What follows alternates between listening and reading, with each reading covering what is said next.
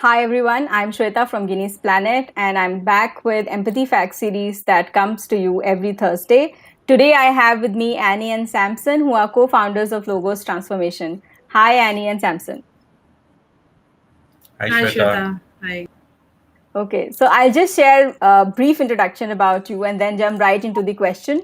So, Locos Transformation is a social enterprise that offers the opportunity of dignified livelihood to persons with disabilities as well as people from other disadvantaged communities. So, considering that in Empathy Fact series, the whole objective is to help people understand the what people think, what people feel, what they experience and go through in different scenarios, and therefore form a connect there and respond accordingly. So I want to jump right into this bit of that considering that you do work with persons with disabilities directly while focusing on their livelihoods. Uh, what kind of challenges do persons with disabilities face in the context that you work in, and then how do you address these challenges? So before I learn from you as to how do you address these challenges, maybe I just it'll be great if you could just share the challenges that persons with disabilities face when they engage with you. Logos Transformation is an organization that provide equal opportunity and employment to people with disabilities, and our main focus is to convert the non-working population of people with disability into a productive workforce. So there is a huge amount of people with disability who are at home and they are not working. And when we got in contact with the people with disability, because Sam and I, we don't come from a disability background, like we don't know anyone, we were totally unaware of this group. But when we started interacting with this group, we came to know that they are postgraduates, they are graduates, and yet they are sitting at home with all the skills and with all the knowledge that they have. So from there we started researching that how we can just help them to be productive and help them to get some jobs or livelihood opportunities. So the main problem that these people face was the opportunity. They never get an opportunity only to prove themselves or to get the jobs, because if they'll go for an interview, the first thing the people will see is their physical disability, and places are not accessible. And even though if there are ramps and places are accessible, but the washrooms are not accessible, so people, they don't think that washrooms should also be accessible. And even the policies are not accessible. So there were a lot of things that these people were thinking, because they were not the people who never tried for any work, but they were trying, but they were not getting that opportunity. So some where, because of those failures and those struggles and that is happening, their family, they don't respect them. They treat them as they are a burden on the family, because they are not contributing towards the finances.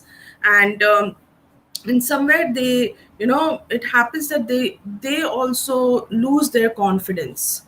They think that because of this disability nobody will hire us, because of this disability we can't go anywhere. So somewhere, they also needed this financial freedom as well as the social freedom, because society also treat them as burden or as a curse. So there were few incidents, that there are a few examples that we came across, that how girls are treated. They are sexually abused, even boys are abused. And they just, people, not only in family but friends and neighbors, they treat them as a curse. So these were the issues that we came across, and people with disability, and for with the people with disability. And there we thought that this area and this part of the society really need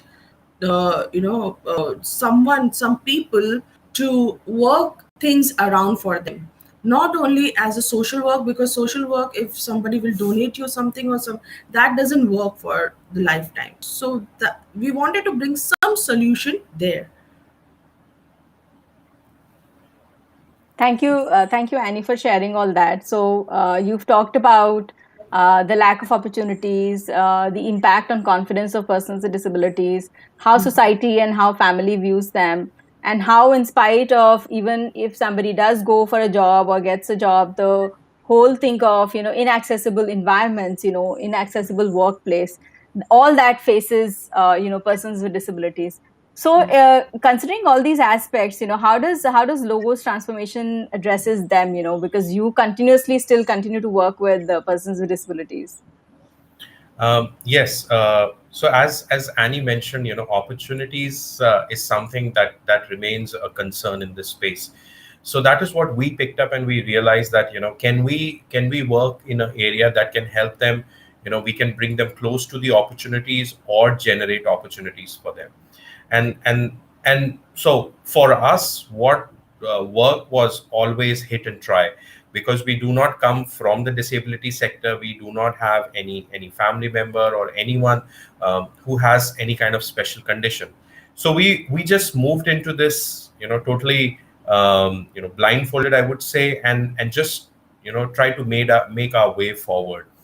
And while doing this hit and try method, all right, we definitely put few things which were logical in place. So the first thing that we managed to do was, when we ran a pilot with two people, that what is the natural skills that these individuals have. And we got a response from them that, nobody ever asked us that what I am, capable of doing or what I can do, rather than mostly people always talk what I cannot do. And that was kind of like, a mindset shift for us as personally, because yes, we realized that, all right, we need to identify what the person can do. And what after that we did was, can we put them into some kind of a training intervention, kind of like a one training intervention where we can train people. So like, logos transformation, one of our offerings is providing content solutions and translation solutions. So we identified these individuals that they have this strength, and then we put them into the training intervention to polish their skills of content writing, polish their skills of language localization and translation. And after that, the third stage we brought in was on the job training. And in on the job training, we give them smaller assignment with lesser difficulty or less complexity, and help them through feedback and coaching, help them improvise their skills, and move upward to take assignments of higher complexity. And to tie this all, I will say, I will give all credit to technology, because I firmly believe that the technology is the only way that can complement, or that can bridge in that gap of any human limitation that we have. All right. And therefore we brought in technology of various nature that can help people build their productivity as well as performance. Thank you, Samson. So, I'm going to summarize some of the key things that I take away from this conversation, and I hope the audience watching this have also taken a few pointers. So, one thing that we're saying is that it's okay when you're working with persons with disabilities. It's okay if you've never worked in the disability sector or with persons with disabilities directly. That should not become a barrier to decide that, can I work with a person with disability? So, you definitely have to have a starting point, so start off like both of you did. Second thing that I take away is that, okay, there is a lot of hidden trial because we are learning, but then we also put processes in place, keeping in mind the strength of the person that you're working with the skills that you're already bringing on board, and looking at the gaps, in terms of what still needs to go in. And of course, like you said, tying it all up with the technology, if that's the need. For that specific scenario, or the whole context, where you're trying to build people for dignified livelihoods. Yeah. So thank you so much, Annie and Samson. I'm going to bring you back for another conversation, of course. This conversation is not ending today.